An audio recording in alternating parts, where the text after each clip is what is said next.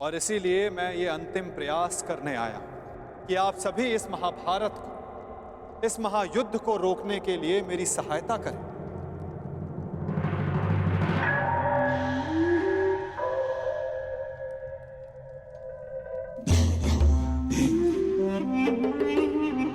साधु साधु वासुदेव, आप तो सचमुच धन्य हैं। मुझे स्मरण नहीं होता कि कितना समय हो गया ऐसे शांतिपूर्ण वचन सुने हुए। मुझे तो ऐसा प्रतीत होता है वासुदेव कि आपके मुख से शब्द नहीं, फूल झड़ रहे हैं, फूल। मैं अभिभूत हो गया वासुदेव, और सच कहूं वासुदेव, मैं भी आपसे सहमत हूं।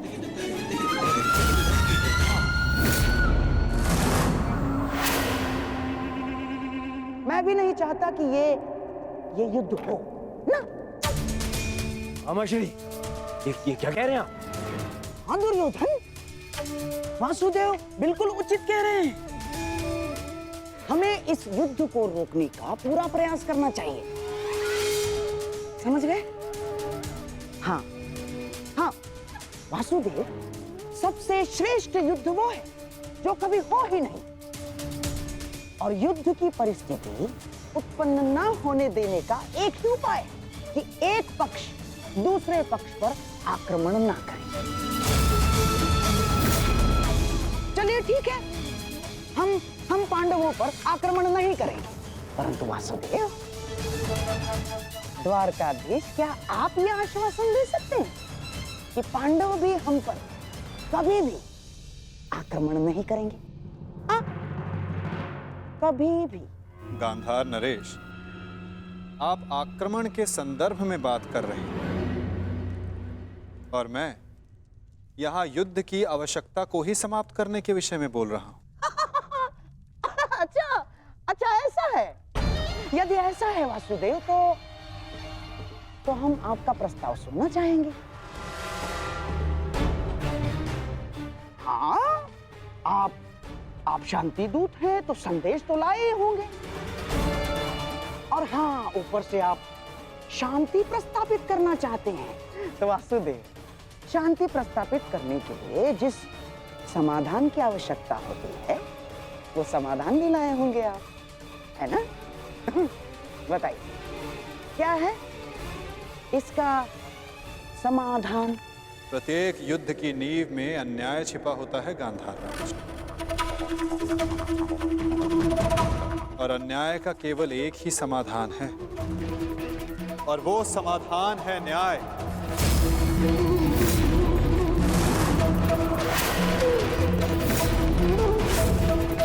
वो न्याय जिस पर केवल पांडवों का अधिकार है, उनसे किए गए वचनों को ना निभाने का न्याय, उनसे किए गए वचनों को ना पूर्ण करने का न्याय।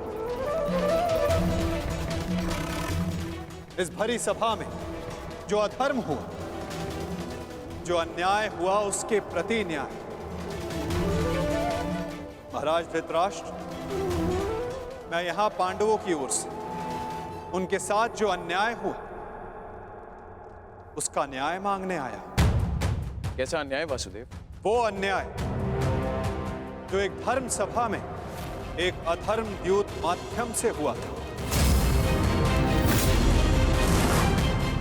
वो अन्याय जो कुरुकुल के ज्येष्ठ जनों के समक्ष कुलवधू पांचाली के साथ हुआ।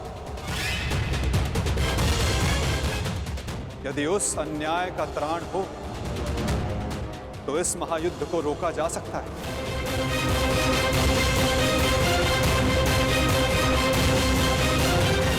कुरुकुल श्रेष्ठ महाराज धृतराष्ट्र, महामहिम भीष्म, मैं पांडवों की ओर से उस अन्याय के लिए न्याय मांगने आया हूं। स्मरण रहे महाराज, यदि आपने पांडवों को न्याय नहीं दिया, या तो उसे वो पुण्य से अर्जित कर लेंगे या फिर उसे छीन लेंगे।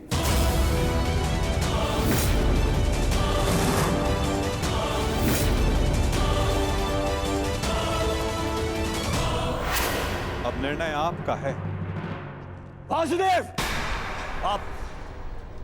आप यहाँ शांति प्रस्ताव लेकर आए हैं या हमें धमकाने आए हैं? वो उस द्यूत में जो कुछ भी हुआ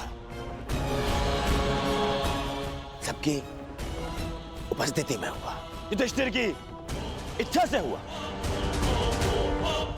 अरे वो हार गया, अपना राज्य हार गया, वो उसका प्रारब्ध था। छलबद्ध अन्याय को प्रारब्ध नहीं कहा जा सकता युवराज। जिस प्रकार मंदिर में किए गया पाप पुण्य नहीं बन जाता, उसी प्रकार धर्मवीरों की उपस्थिति में सभा में किया गया धर्म नहीं बन जाता। धर्म कौन सा धर्म? कोई धर्म नहीं हुआ। नारी नारायणी होती है युवराज, और भरी सभा में एक नारी का, एक कुल वधू का वस्त्र हरण अधर्म नहीं?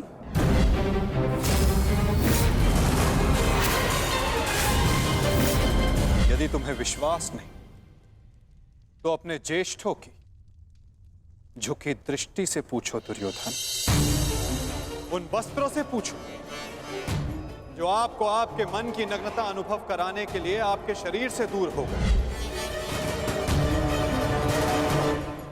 उन प्रतिज्ञाओं से पूछो जो पांडवों ने अपने भ्राताओं के विनाश के लिए मांगी। ये प्रतिज्ञा लेता हूँ और यही जंगल तोड़कर तुम्हारा प्राण दे लूंगा दुर्योधन। उस श्राप से पूछो जो द्रौपदी ने समस्त कुरुकुल को दी। इस सभा में उपस्थित वो हर व्यक्ति जिसने मौन रहकर ये अधर्म होते हुए देखा, उन्हें उनके मौन रहने का दंड मिलेगा। श्राप है ये अग्निसुता द्रौपदी का। परंतु यदि आप सब चाहें तो पांडव अपनी प्रतिज्ञा को त्याग देंगे।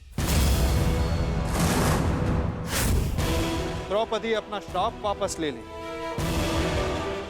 बस आप सबको अपनी भूल का अनुभव करके पांडवों को केवल उनका अधिकार देना है।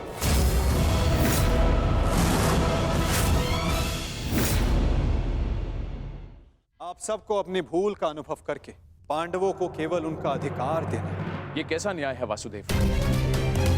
संधि और शांति वार्ता में बराबर की बात होती है।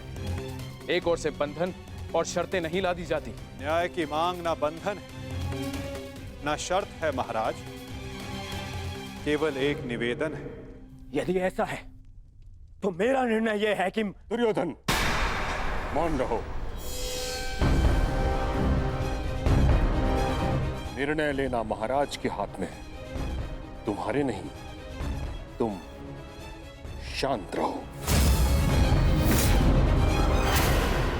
राजा होने के नाते मेरा कर्तव्य है कि मैं सबकी बातें सुनूं ताछरी, अपने मंत्रणाकारों का सम्मान करूं।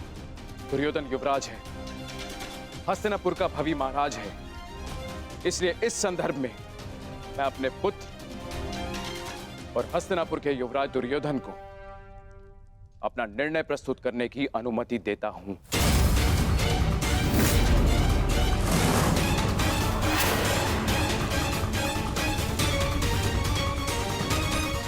धन्यवाद पिताश्री।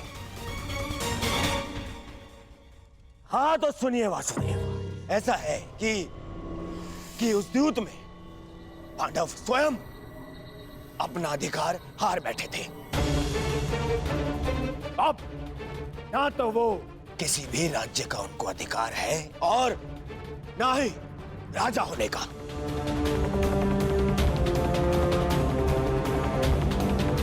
इसीलिए मैं दुर्योधन ये घोषणा करता हूं कि हस्तिनापुर आपका ये शांति प्रस्ताव ठुकराता है।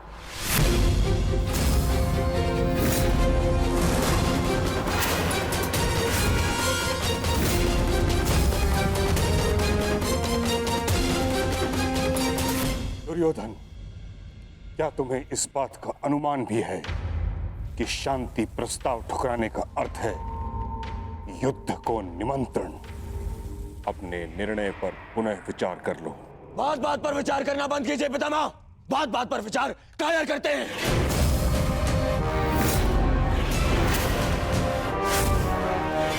योद्धा का जन्म ही युद्ध के लिए होता है और मैं इस युद्ध के लिए प्रस्तुत हूं।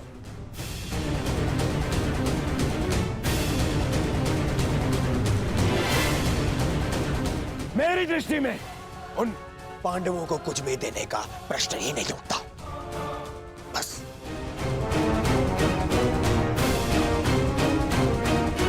मैंने ये सभा समझौते के लिए रखवाई थी, ना कि अपने ही अधिकार के त्याग के लिए। ये मेरा अंतिम निर्णय है। मैं उन पांडवों को इंद्रप्रस्थ नहीं दूंगा तो नहीं दूंगा।